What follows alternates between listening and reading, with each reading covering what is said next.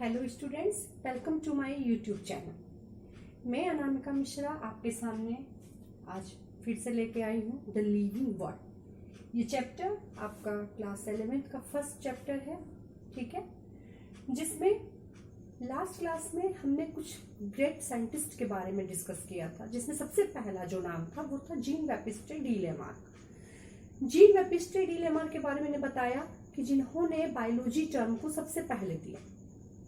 And then after Ernst Mayr, जिन्हें Darwin of the 20th century कहा जाता है, who was the known as the Darwin of the 20th century. And Ernst Mayr ने जो research किया था वो ऑर्निथोलॉजी पे था, इवोल्यूशन पे था, टेक्सोनॉमी पे था, सिस्टमैटिक पे था, ठीक है। इन सारी चीजों के बारे में उन्होंने रिसर्च किया था। उसके बाद आपके जो नेक्स्ट साइंटिस्ट थे वो कैरोलस लीनियस।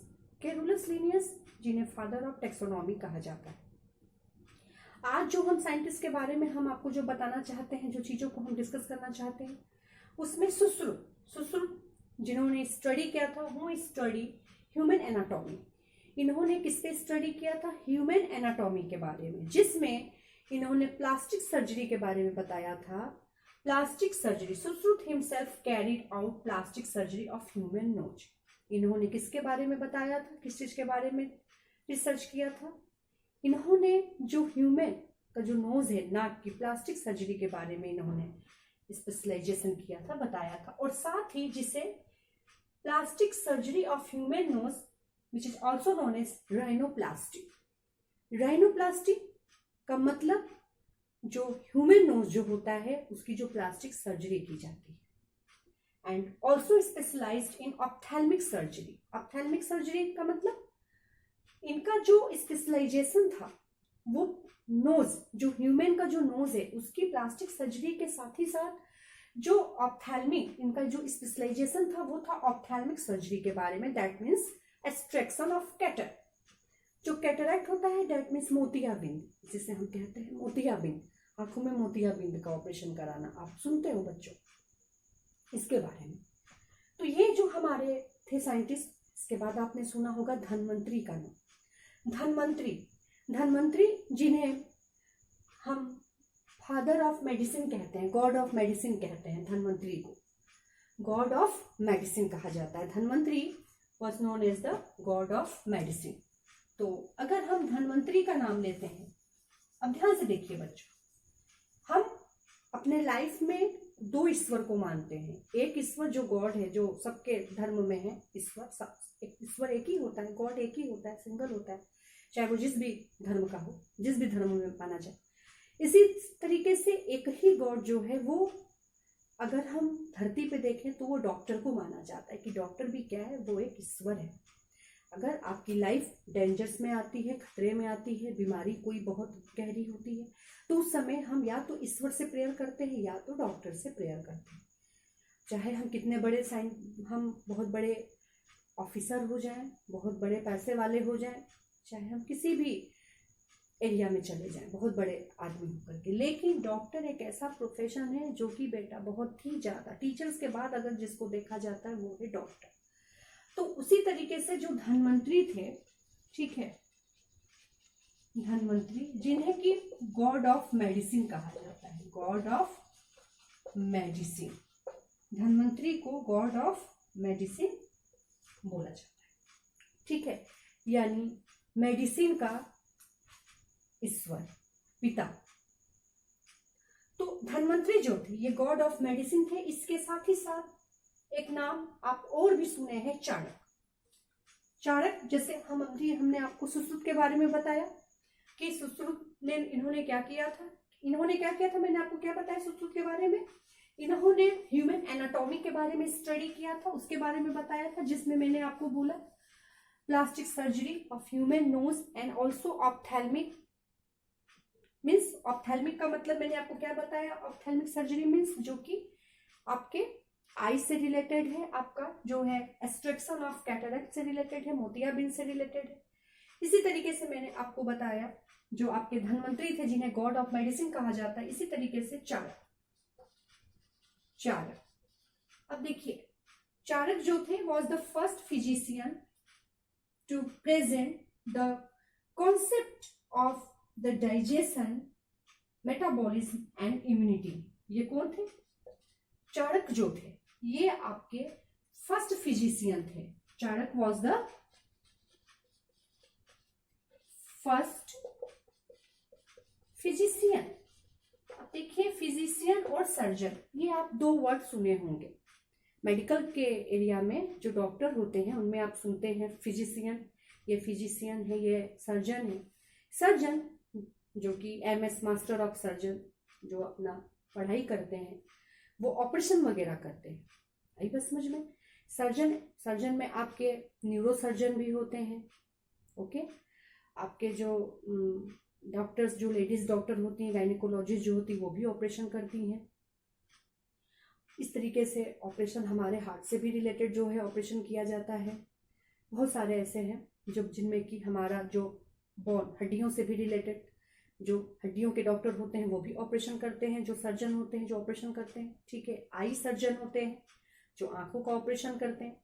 इसी तरीके से फिजिशियन होते हैं, फिजिशियन जो कि आपको मेडिसिन देते हैं, वो आपको सिर्फ मेडिसिन देते हैं। यानी कोई भी डिजीज होती है, कोई भी बीमारी होती है, तो उसके लिए वो, उसको बचने के लिए वो आपको दवाइयां देते हैं, मेडिसिन देते हैं।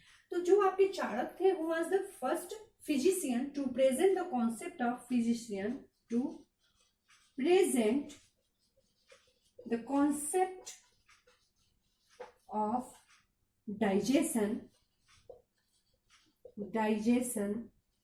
metabolism and immunity।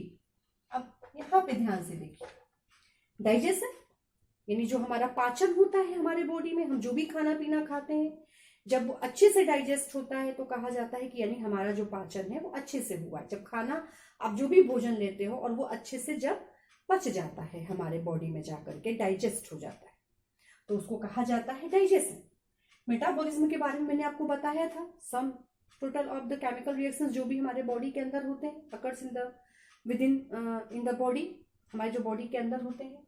इम्यूनिटी के बारे में मैंने आपको बोला था कि इम्यूनिटी का मतलब क्या होता है, जो कि हमारी प्रतिरोधक क्षमता से रिलेटेड है, यानी जो हमें कई प्रकार की बीमारियों से लड़ने की ताकत देती है। यानी हमारे बॉडी को ये ताकत देती है। किस चीज से ताकत देती है? किससे बचने के लिए? हमें किसी भी बीमारी से बचने के लिए, जैसे जर्म्स हुआ, वायरस हुआ, बैक्टीरिया हुआ, फंगस हुआ, प्रोटोजोअन्स हुआ, इनसे बचने के लिए अगर आपके बॉडी की इम्यूनिटी स्ट्रांग है तो आपके बॉडी पे, आप पे अगर कोई भी बीमारी होती है, कोई भी समस्या आती है, तो वो बहुत ज्यादा देर तक नहीं रह सकती है।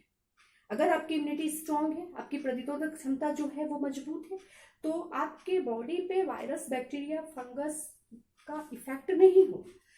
लेकिन अगर आपकी इम्यूनिटी कमजोर है, यानी प्रतिरोधक क्षमता कमजोर है, तो आप थोड़ा भी, अगर आप पानी भी अपना चेंज करते हो, अगर आप घर में RO या फिल्टर वाटर यूज करते हैं और अगर आप बाहर जाते हैं नॉर्मल वाटर का इस्तेमाल करते हैं, तो वो आपको फायदा नहीं करेगा, वो आपको तुरंत इन्फेक्शन क्रिएट कर देगा। तो ये होता है। तो जो आपके चाणक्य थे, जिन्हें फर्स्ट फिजिशियन कहा जाता है, जिन्होंने प्रेजेंट किया था concept of digestion, concept of metabolism and immunity. साथ ही इन्होंने जो थे, चाणक्य जो थे, इन्होंने क्या दिया था? Prescribe medicinal drug. इन्होंने मेडिसिनल ड्रग्स भी प्रिस्क्राइब किए थे। Prescribe medicinal drugs, medicinal drugs के वगैरह में भी इन्होंने बताया था, दिया था, ड्रग्स वगैरह दवाइयां दी थी, जिससे कि हमारी बॉडी जो है वो बैलेंस रहे। आई बात समझ में? इससे क्या होगी, अगर हमारी इम्यूनिटी को सही करने के लिए या हमारे मेटाबॉलिज्म को बनाए रखने के लिए, डाइजेशन को मेंटेन रखने के लिए कुछ इन्होंने इस तरीके से इन्होंने प्रिस्क्राइब किया मेडिसिनल ड्रग्स वगैरह भी हमारे बॉडी के लिए, जो कि सही साबित हो, हमारी बीमारी से लड़ने की ताकत दे, क्षमता दे। तो उसके लिए इन्होंने मेडिसिनल ड्रग्स वगैरह भी प्रिस्क्राइब किया फॉर रिस्टोरिंग द बैलेंस, जिससे कि हमारा जो बैलेंस उसे वापस पुनः स्टोर कर लिया जाए, रिस्टोरिंग द बैलेंस। ओके। साथ ही साथ चाणक्य जो थे, ये आपके फंडामेंटल्स ऑफ जो हमारा जेनेटिक्स था उसके बारे में भी इन्होंने बताया, फंडामेंटल्स ऑफ जेनेटिक्स। ठीक है, फंडामेंटल, जो जेनेटिक्स का जो फंडामेंटल था उसके बारे में भी इन्होंने डिस्कस किया। इसके बाद जो हमारा आता है नेक्स्ट, मुझे उम्मीद है कि आपको ये जो इतने सारे जो हमने चीजें बताई वो आपको समझ में आया होगा। सबसे पहले धन्वंतरि, जिन्हें गॉड ऑफ मेडिसिन कहा जाता है। देन आफ्टर चाणक्य, जिन्हें who was the first physician to present metabolism immunity, and साथ ही साथ इन्होंने प्रिस्क्राइब किया मेडिसिनल ड्रग्स के बारे में, जिससे कि हमारा जो बैलेंस हो वो वापस रिस्टोर हो सके। द नेक्स्ट है हमारा, जो नेक्स्ट है वो है आपका बायोलॉजी, जो हमारा एंशियंट वर्ड में बायोलॉजी मतलब क्या है, हमारा जो एंशियंट वर्ड है उसमें बायोलॉजी का क्या है रोल। ठीक है, तो सबसे पहले मैंने आपको पहले भी कहा था बच्चों कि बायोलॉजी का जो टर्म है जिसको कि हम डिफाइन किए थे फर्स्ट क्लास में, जो हमारा फर्स्ट वीडियो था, first part of video of the living word, जिसमें मैंने बोला था कि BIOS means life and logos means, मैंने आपको क्या बोला था कि स्टडी, जो हम लाइफ स्टडी, जो लाइफ साइंस के बारे में जो हम पढ़ते हैं वही आपकी बायोलॉजी कहलाती है, जिसमें हम लिविंग ऑर्गेनिजम्स के बारे में पढ़ते हैं, जानकारी लेते हैं। तो बायोलॉजी जो है which divided into 2 branch. First one zoology and the second one जो है वो है बॉटनी। अब देखिए जूलॉजी, जूलॉजी के बारे में मैंने आपको बताया था कि जो साइंटिस्ट थे वो थे एरिस्टोटल, एरिस्टोटल, जिन्हें हिंदी में हम अरस्तु कहते हैं। एरिस्टोटल, जिन्हें हम क्या कहते हैं, अरस्तु कहते हैं। ये क्या कहलाए थे एरिस्टोटल? फादर ऑफ जूलॉजी, इन्हें फादर ऑफ जूलॉजी बोला जाता है। बॉटनी में अगर हम देखते हैं तो इसमें थियोप्स रेस्टस, थियोप्स रेस्टस जो थे इन्हें रेफर टू एज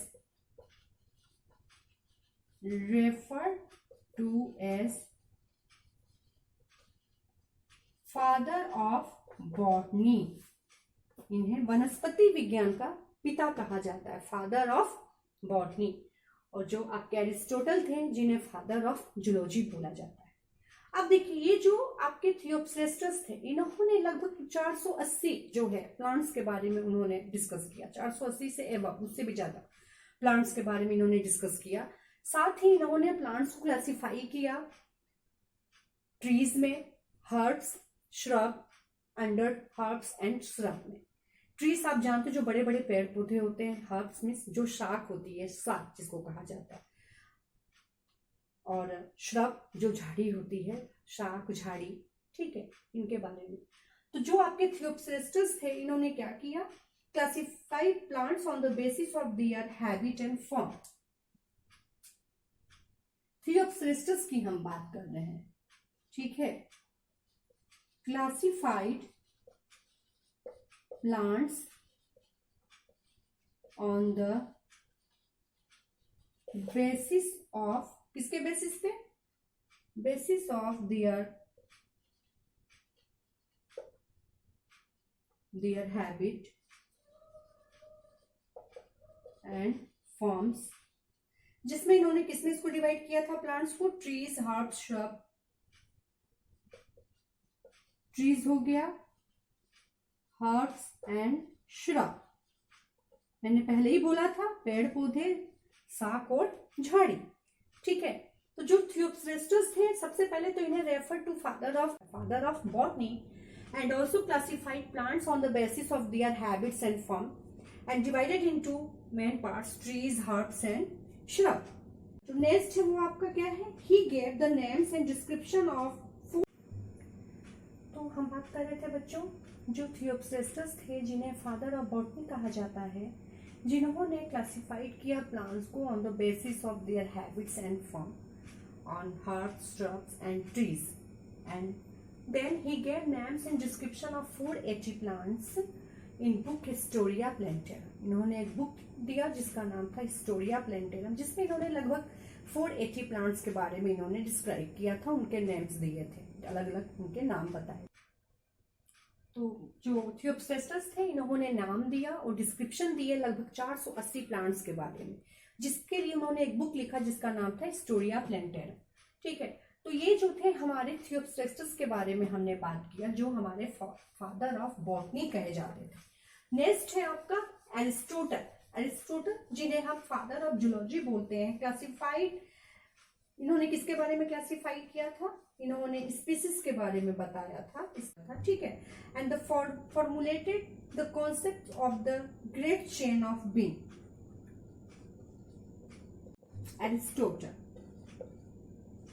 एरिस्टोटल जो हमारे अगले हैं वो है एरिस्टोटल, जिन्हें हमने बताया था कि फादर ऑफ जूलॉजी कहलाते हैं। इन्होंने जो कॉन्सेप्ट दिया था वो था a chain of progressive change in nature. इन्होंने सबसे बड़ा जो प्रकृति था, प्राकृतिक में काफी बड़ा प्रोग्रेसिव चेंज किया। साथ ही इन्होंने a sort of evolution, evolution के बारे में भी इन्होंने बताया कि विकास क्या होता है, कैसे कैसे विकास होता है। साथ ही इन्होंने डील किया किसके बारे में? लगभग 500 टाइप्स ऑफ एनिमल्स के बारे में, ठीक है। इन्होंने जो डील किया, deal with about 500 types of animals. हमने बात किया था आपसे, जो थियोप्सिस्टस थे, इन्होंने लगभग 480 प्लांट्स के बारे में बताया था, उसका डिस्क्रिप्शन किया था, उसके नेम दिए थे और उसको एक बुक हिस्टोरिया प्लेंटेरम में बताया था। और जो हमारे एरिस्टोटल थे, इन्होंने 500 टाइप्स ऑफ एनिमल्स के बारे में डिस्कशन किया था। ओके बच्चों, तो इसके आगे का जो टॉपिक है आई विल डिस्कस टुमारो। मुझे उम्मीद है कि आपको समझ में आया होगा। फिर हम आगे कल डिस्कस करते हैं। Thank you.